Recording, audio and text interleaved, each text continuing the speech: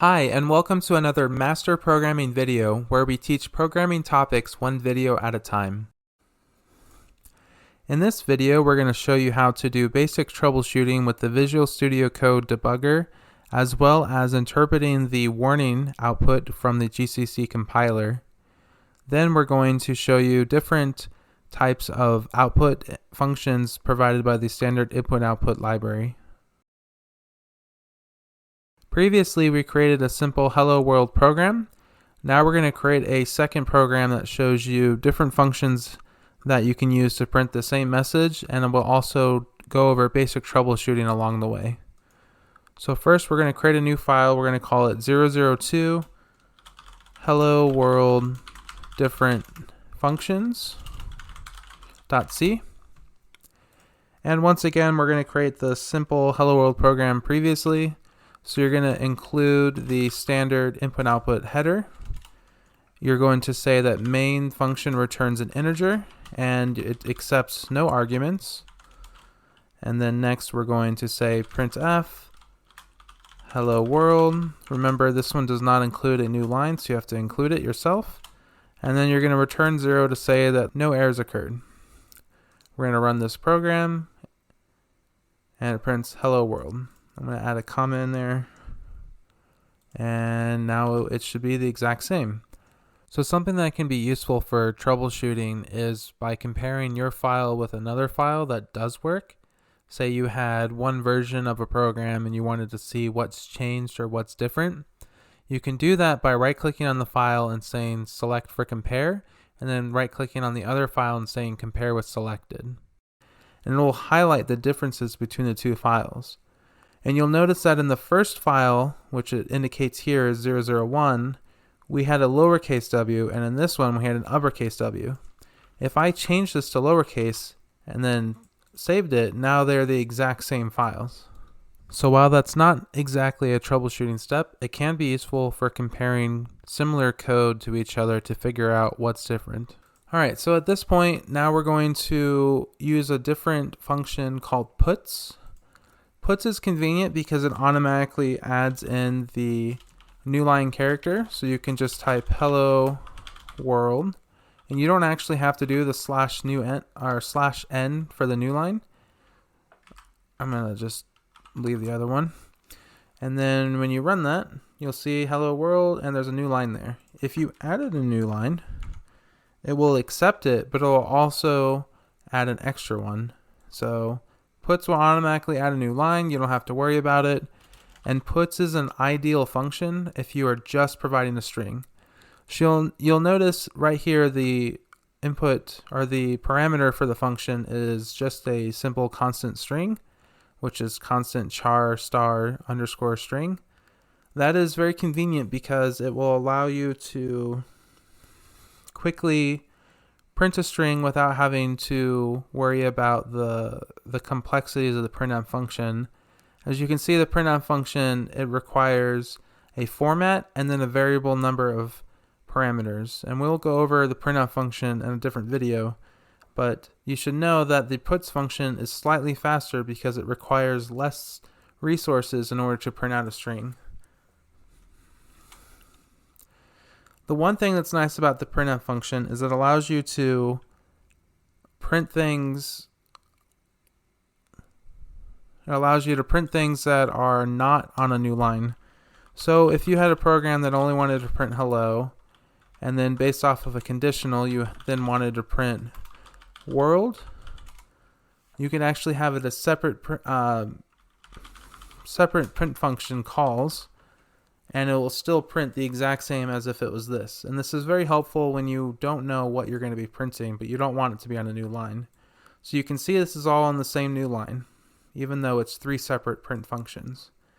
If we converted this to puts, it'll all have new lines and it'll have very different output. So if you change that to puts, you'll see it's a new line there, and very different from the original one. So that's the benefit of the printf function. Alright, so now we're going to add in some basic mistakes for troubleshooting purposes. So if I accidentally forgot this semicolon here and I ran this, you'll notice that when I try to compile the program, that GCC will print out an error saying expected a semicolon before return. And it'll even point to the line where it expected it. And it'll say it's right above here and it's missing this. You need to fix it.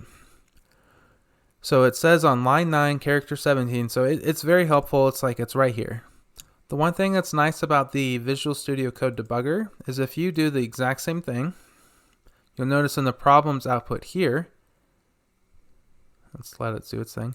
So you can go to the problems and it's like exact same error, but if you click on it, it'll bring you straight to that line. So if I was here, I click on this, it's now putting my cursor there. So if you add that, and then you run the program, problem is gone.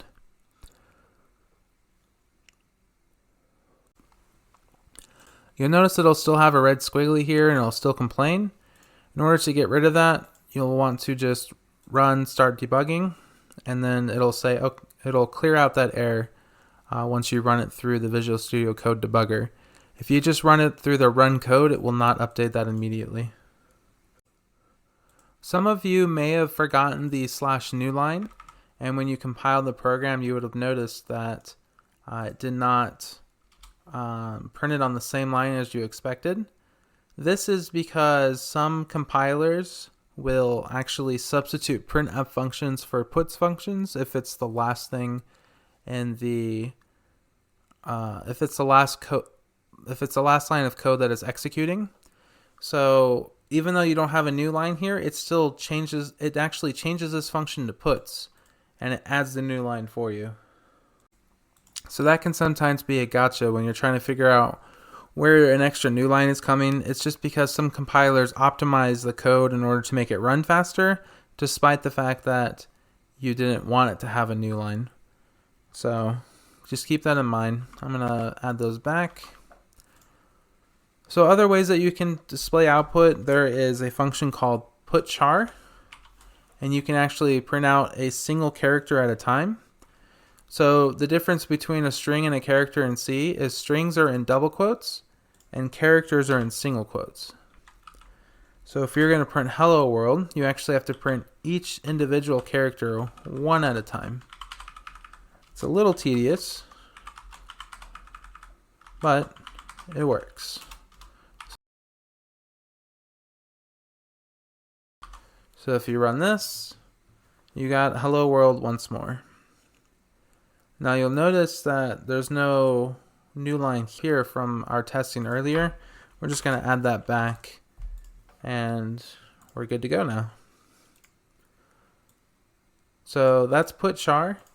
There is another function that's basically the same thing. It's putc as putchar. The only difference is it requires the character and where you want to send it. So the standard input-output library has two different places that you can send output. The first, or the most common one, is standard out, because that is where typical output goes. But there's also another one called standard air. And this one is particularly helpful if you are trying to separate the good input from the bad out, or you're trying to separate the normal output from error output. And a lot of systems will allow you to redirect error output to a separate place from the standard output. There is one more called standard input or standard in, but we're not going to get into that today. So I'm going to leave this as standard error. You'll notice it prints the same on my particular terminal, which is PowerShell. But if you ran this in something, say Linux, you can actually just redirect the error with a 2 greater than, and you would probably just throw it to dev null, and then you wouldn't have that error anymore. All right, so we're gonna put this back. So just a quick demonstration, you can change this to putc, just say standard out, and this has the exact same effect. If you change this to a tab, you'll notice that the output is different because it goes to the next tab stop. Or if you just change it to any random character, obviously it's going to be different. but we'll leave that as a space. So just like putchar has a second function called putc where you can specify the file, printf and puts also have the same thing. So for printf, you could do fprintf hello world /n, and you can tell it to go, oops, sorry, it's actually the first argument. So it's going to be standard out, and then hello world /n, and then fputs is going to be the string hello world no /n because it's added automatically, and then standard out. We're going to run this, and you'll notice I'm missing a new line. For some reason, fputs actually does not output a new line like puts does. The inconsistency is beyond me, but if you add that back in, you get everything on a new line as we expect. Now I'm going to show you a couple more issues that might accidentally happen. So if you try to do standard lib.h because you accidentally selected the wrong one and you run the code, you'll notice that you get a bunch of warnings and you also get some errors. So it's quite busy output. I'll show you the whole thing. So you'll notice it says warning implicit declaration of function printf. What that means is you are trying to use this printf function without defining it first. You don't actually have a definition for it. And then it's also talking about how you have an incompatible implicit declaration of printf again. And then it's saying you should include standard input output or provide declaration of printf. You can tell you that it's trying to tell you, hey, you messed up. You're missing your include standard input output, and this printf function is just not there. You need to define it. It even tells you right here, it's like, hey, make sure you just include this. You should include it line 2. Really simple.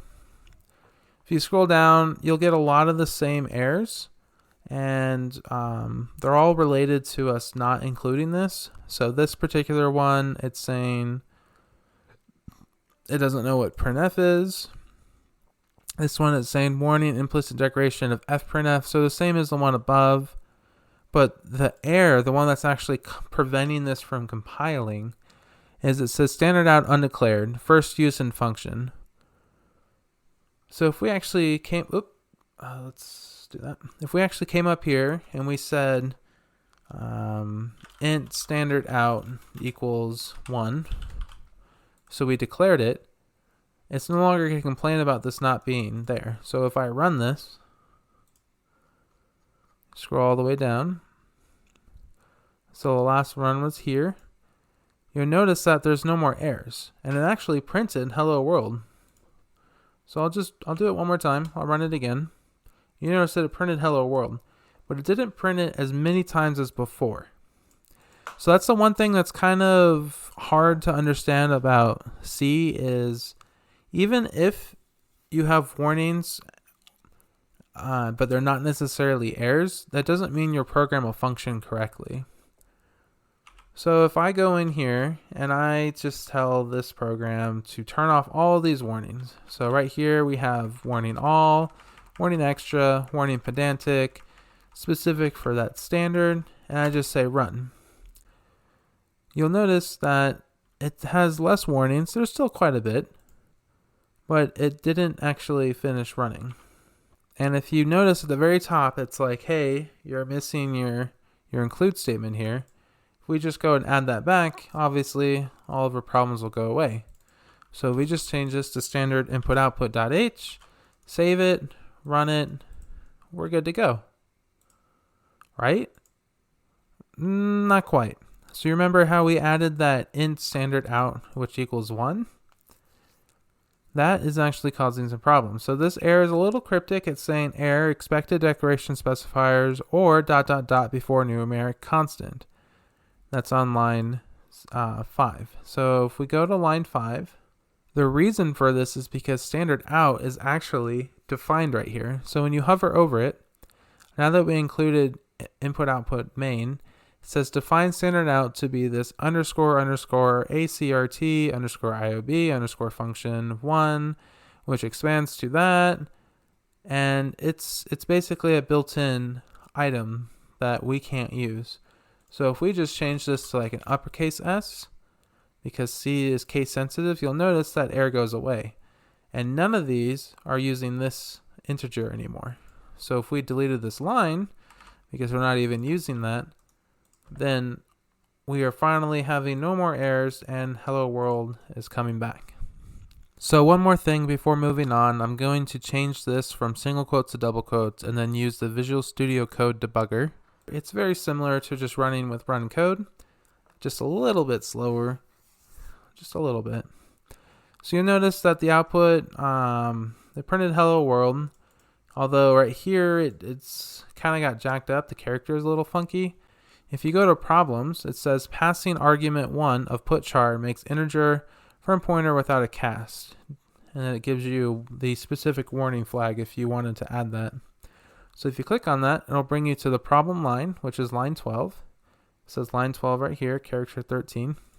If you hover over this, it's the exact same error. It doesn't really make a lot of sense until you understand pointer conversion later on in a more advanced video, or if you just are more familiar with C. But it's saying right here that this is a char2, and that's what H is. Remember that strings have the double quotes and characters have the single quotes. And the single quote characters are actually just a alias for an integer. So you see these are all numbers. So putchar is actually expecting an int, as it shows right here. So when you're passing this char2, it's not the same as an int, which is why this is not working properly. So while you may or may not understand what this error means, if you have other code that uses similar things, you can actually compare what's going on in the little window and troubleshoot it that way. So you'll notice that this still is complaining about that same error. Remember, when you use the debugger, you have to rerun it after fixing it in order for it to update whether or not there's a problem. And you'll notice that the problems is now 0, and it's printing out all of the hello worlds. So this video went over how to print out different information using built-in standard input-output functions and how to do some basic troubleshooting.